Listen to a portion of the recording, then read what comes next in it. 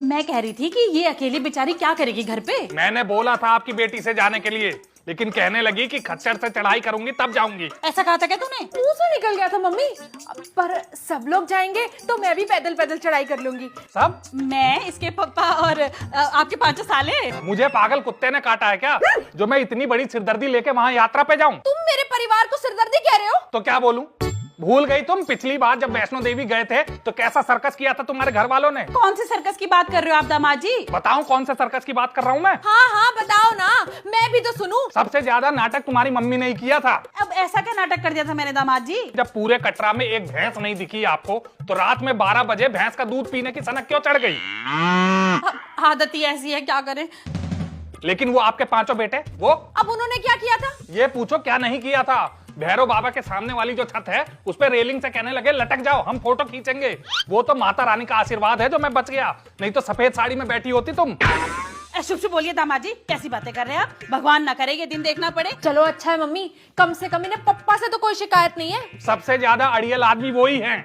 उन्होंने तो कुछ किया ही नहीं था।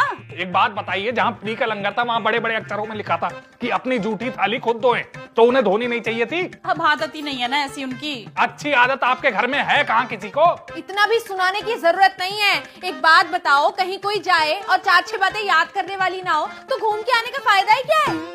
टिकट कराते समय तुमसे पूछा था तो गधे खच्चर की रट लगा रखी थी तुमने। अरे छोड़िए ना, ये तो ना समझ है। आप ये रख लीजिए। नहीं नहीं, इसकी जरूरत नहीं है, खर्चे के पैसे हैं मेरे पास। अरे खर्चे के नहीं है, ये टिकट के लिए हैं। टिकट?